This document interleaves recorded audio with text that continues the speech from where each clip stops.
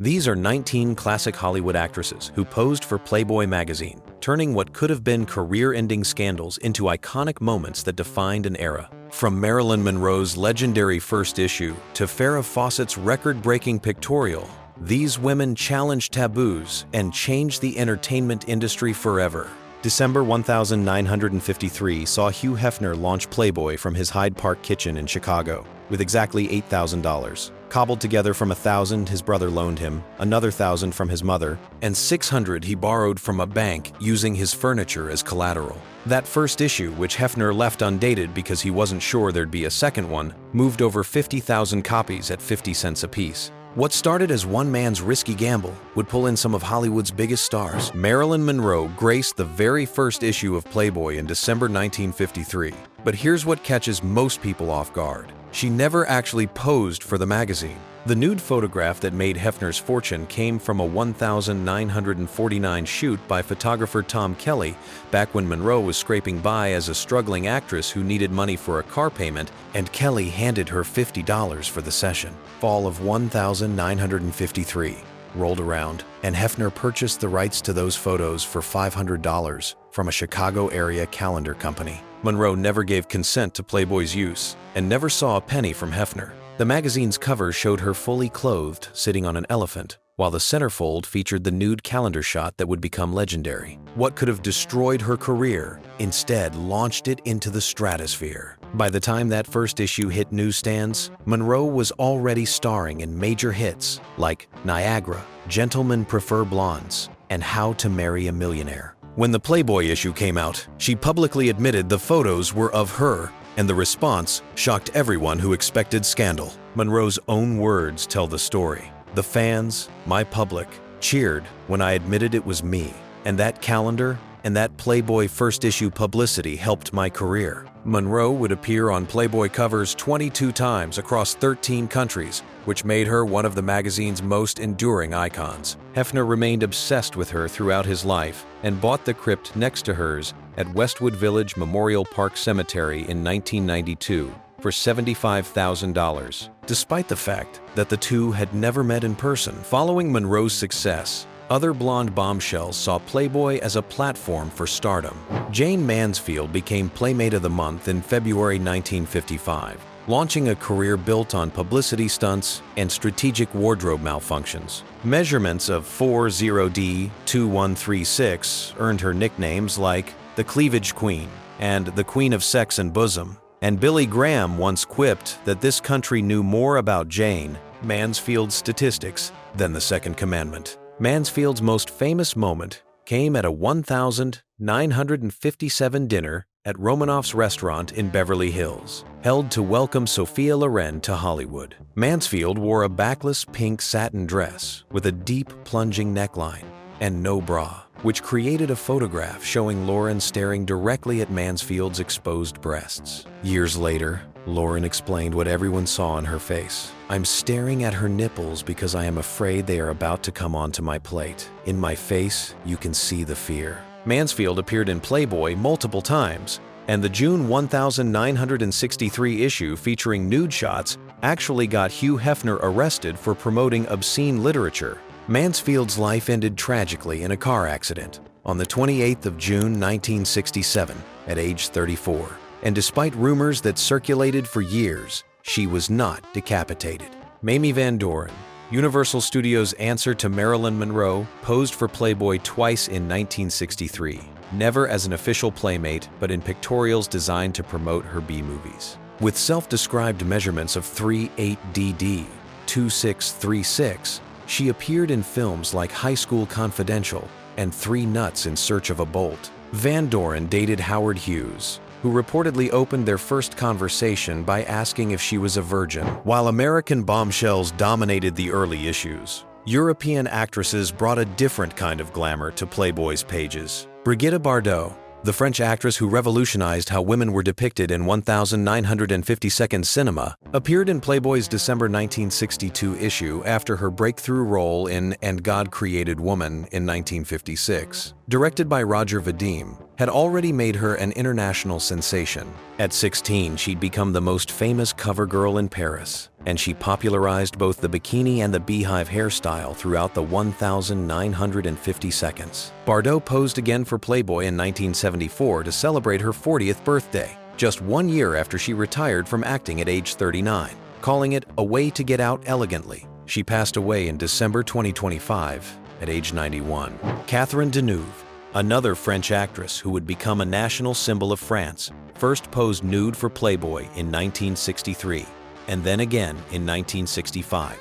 She later served as the face of Marianne, France's symbol of liberty, from 1985 to 1989, and her famous role in Belle de Jour in 1967, along with her work with director Luis Buñuel, cemented her status as one of cinema's most sophisticated actresses. Sophia Loren, the Italian actress who was the most photographed star at the 1955 Cannes Film Festival, appeared in Italian Playboy in March 1977 and US Playboy in August 1998. An Academy Award winner known for her elegance and talent, Loren brought prestige to every project she touched. Ursula Andress, the Swiss actress who became the first Bond girl as Honey Rider in Dr. No in 1962, appeared in Playboy's June 1965 issue with a 12-page pictorial that represented the most extensive spread ever devoted to an actress at that time.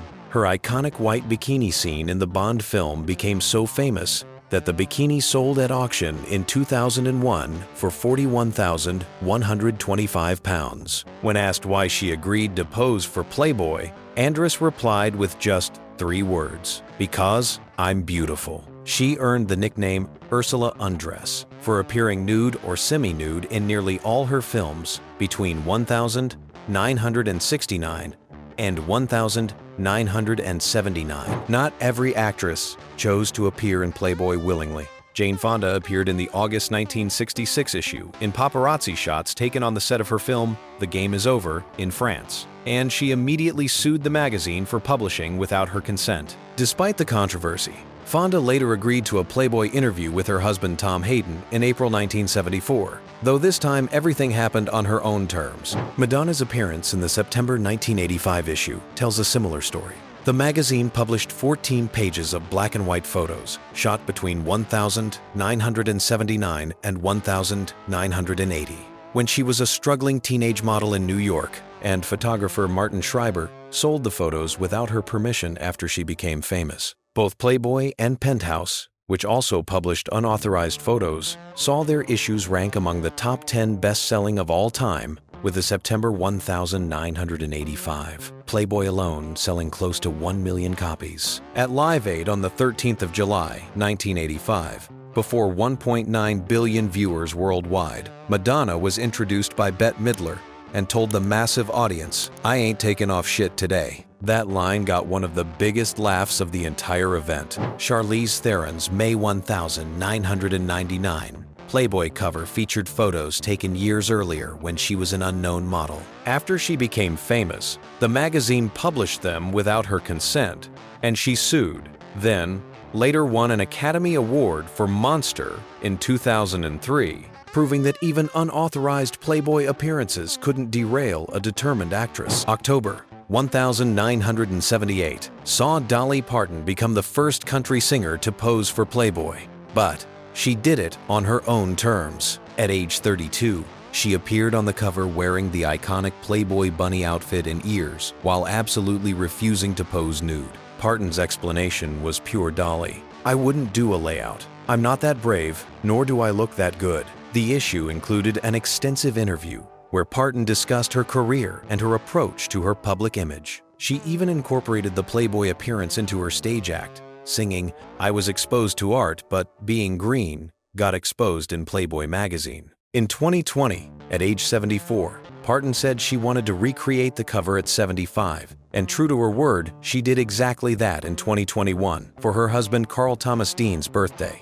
Barbra Streisand graced Playboy's October 1977 cover with the quote, "What's a nice Jewish girl like me doing on the cover of Playboy?" The two-time Academy Award winner and EGOT winner appeared shortly after her song Evergreen won her second Oscar, showing that even the most respected actresses in Hollywood saw value in Playboy's massive platform. The 1,980 seconds brought a wave of television stars to Playboy's pages, capitalizing on their primetime fame. Joan Collins appeared on the December 1,983 cover at age 50, right at the height of her fame, playing Alexis Colby on Dynasty, and she appeared on 12 Playboy covers across 11 countries. But the December 1,983 US cover became the best-selling issue of that entire year. Ironically, Sophia Loren had turned down the role of Alexis before Collins took it and turned it into television gold. Linda Evans, who played Crystal Carrington opposite Collins on Dynasty, appeared in Playboy's June 1986 issue in a pictorial titled The Prime Time of Linda Evans. The Golden Globe-winning actress had also been famous for The Big Valley in the 1,960 seconds, and as one source noted, Dynasty had a face, and it was Linda Evans' tall, immaculate, icy. Suzanne Somers had the most complicated Playboy history of any television star. In February 1980, while she was starring as Chrissy Snow on Three's Company, Playboy published nude photos from a May 1970 test shoot she had completely forgotten about. Somers was, as she later admitted, very, very hurt and embarrassed by the surprise publication. But the 1,980 issue became a bestseller and caused a public sensation. But Somers got the last word. December 1984 saw her willingly pose for Playboy at age 36, on her own terms this time.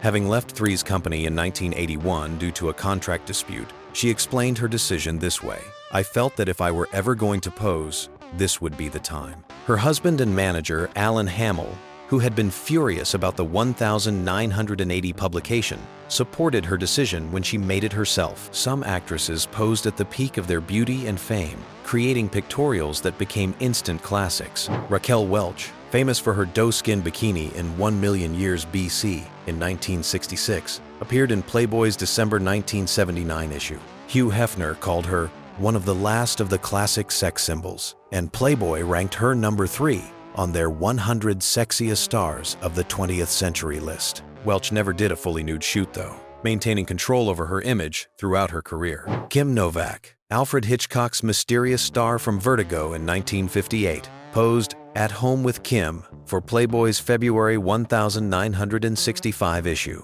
The refined leading lady who had worked with Frank Sinatra in Pal Joey in 1957 posed 1 year after Vertigo, just months before she dropped into relative obscurity. Kim Basinger appeared on the February 1983 cover in photos shot in 1981, right before she became the Bond girl Domino Patachi in Never Say Never Again, and she appeared on 13 Playboy covers across 11 countries. The former model, who had earned $1,000 a day at age 20, would go on to win an Academy Award for Best Supporting Actress for LA Confidential in 1997. In 2017, after Hugh Hefner's death, Basinger reflected on her Playboy experience with no regrets, thanking Hefner for the opportunity at a crucial period in her career. She called him not only a fearless pioneer, but a generous one who saw potential in girls like myself when the timing in their careers was perfect for that particular kind of exposure, pun intended, that was catapulting, not exploitative. Drew Barrymore posed for Playboy's January 1995 issue at age 19 or 20 in a pictorial called True Drew. The granddaughter of legendary actor John Barrymore and star of E.T., the Extraterrestrial, had survived a troubled teenage period that included rehab at age 14. Her Playboy appearance, photographed by Ellen von Unworth, marked her transformation into an adult actress, and she appeared on 10 Playboy covers across 10 countries, before later starring in Charlie's Angels in 2050, First Dates in 2004. But the biggest Playboy story of the 1,990 seconds belonged to Farrah Fawcett. The December 1995 issue featuring the 48-year-old former Charlie's Angels star became the best-selling issue of the entire decade, moving over 4 million copies worldwide. Fawcett, whose red swimsuit poster had sold 6 million copies in its first year during the 1,970 seconds, proved that her appeal had only grown stronger with time. She posed again for a July 1997 pictorial at age 50, appearing on 15 Playboy covers across 10 countries and 4 times on American covers between 1978 and 1997. Goldie Hawn graced the January 1985 cover, appearing on 3 Playboy covers total across France, Mexico, and the US. The laugh-in star and actress from films like Private Benjamin brought her signature charm to the magazine. Denise Richards appeared on the December 2004 cover just 5 months after giving birth to her second child. The Bond girl from The World Is Not Enough in 1999 appeared on 6 Playboy covers across 6 countries, representing a new generation comfortable with both mainstream success and Playboy appearances. No discussion of actresses and Playboy would be complete without Pamela Anderson, who holds the all-time record with 14 to 15 cover appearances. Her first cover came in October 1989, followed by her selection as Playmate of the Month in February 1990. Over a 22-year career with the magazine, Anderson appeared repeatedly, with her final nude issue being the January-February 2016 edition, which was the last before Playboy briefly ended nudity. Famous for Baywatch from 1992 to 1997, Anderson embraced her Playboy identity completely and became as associated with the magazine as Hugh Hefner himself. Her record for most covers is unlikely to ever be broken. Another recurring favorite was Barbie Benton, who became Hugh Hefner's girlfriend from 1969 to 1976 when they met and she was 18 while he was 42. She appeared on 4 Playboy covers and co-hosted Playboy After Dark. Plus, she discovered and persuaded Hefner to buy the Playboy Mansion West in 1974.